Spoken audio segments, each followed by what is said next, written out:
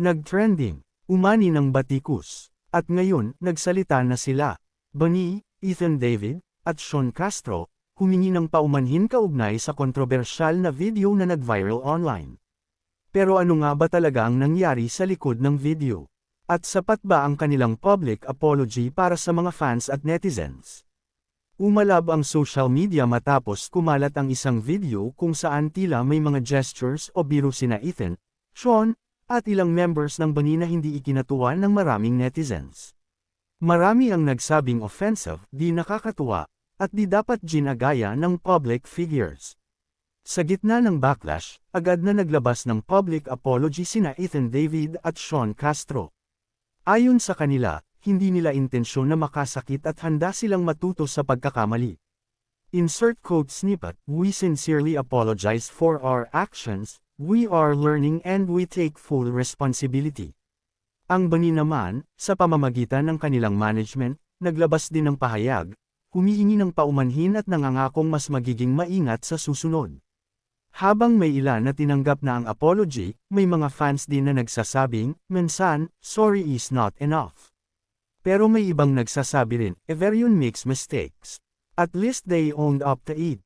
Sa panahon ngayon, mabilis kumalat ang anumang pagkakamali, lalo na sa social media. Pero mahalaga rin ang accountability, humility, at pag-aaral mula sa mga pagkukulang. Sean Castro's statement. Ang isa pang sangkot sa isyo, si Sean Castro, ay gumamit naman ng kanyang Instagram account upang humingi rin ng paumanhin sa publiko. Gaya ng Bunny at ni Ethan, umabot si Sean sa paghingi ng kapatawaran sa mga nakapanood ng video. Ngunit tiniyak niyang wala umanong menor de edad o sinumang nasaktan sa anumang paraan. Hindi raw nila pinupromote ang mga ganoong aksyon. Masyado lang daw silang naging komportable at masaya noong oras na iyon. Nagpasalamat din si Sean sa pagtawag sa kanilang atensyon nang matuto raw sila sa pagkakamaling ito. Buong mensahe ni Sean, published as is, "Hello, everyone. First of all, we would like to apologize for the video circulating around. We apologize to everyone who got offended, triggered, or hurt in the action seen in the said video. We can assure you that no minor, or anyone, was hurt physically, mentally, sexually, or in any manner. That short video was taken out of context. We do not promote those actions in any matter. Inaamin po namin na mali kami in so many ways with that joke. Masyado po kaming naging komportable at masaya sa mga ginagawa, sinasabi namin. Hindi po magandang biro yun, especially sa kung paano siya nakita sa nasabing video. Maraming salamat sa pagsabi ng aming mga pagkakamali at aware na po kami sa lahat ng ito. Natuto na po kami sa mga ito at hindi na po ito mauulit. Alam din po namin na hindi ito maliit na isyu kaya we take accountability and responsibility for everything that was done. Muli, salamat po at sorry again for everything." Ethan David issues public apology. Naglabas din ng opisyal na pahayag si Ethan, sa pamamagitan ng Viva Artists Agency, ang talent management group na nangangalaga sa kanyang showbiz career.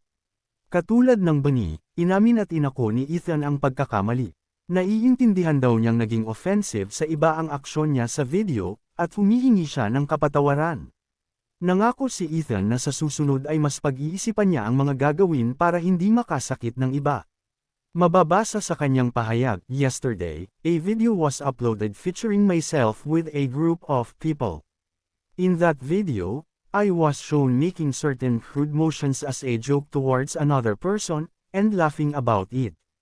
I want to begin by saying that I take full responsibility for my actions and I sincerely apologize for the unnecessary gestures I made. I understand how offensive my actions appeared, and as a person who wants to show only the best of myself, I let everyone down.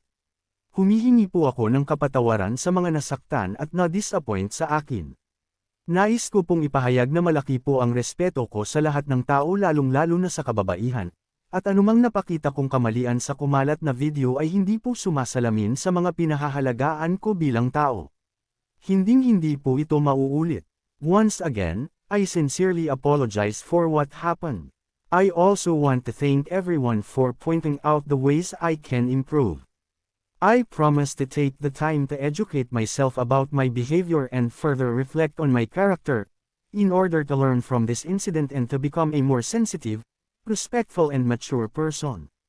Bunny issues official statement. We know that the past couple of days have been triggering and disappointing for all of you. Sincerely, we understand where all of those feelings are coming from. The video shows a private moment of us with friends.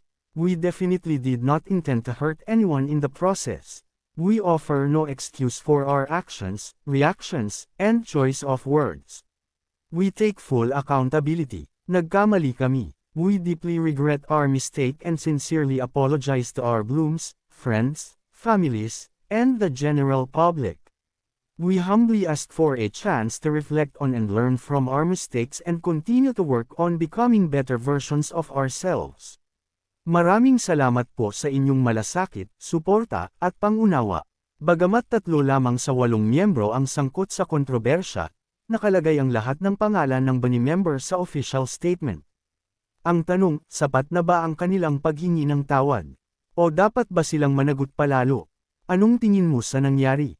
Sincere ba ang apology? Komento mo sa ibaba. Don't forget to like, share, at i-subscribe para updated ka sa mga trending showbiz updates.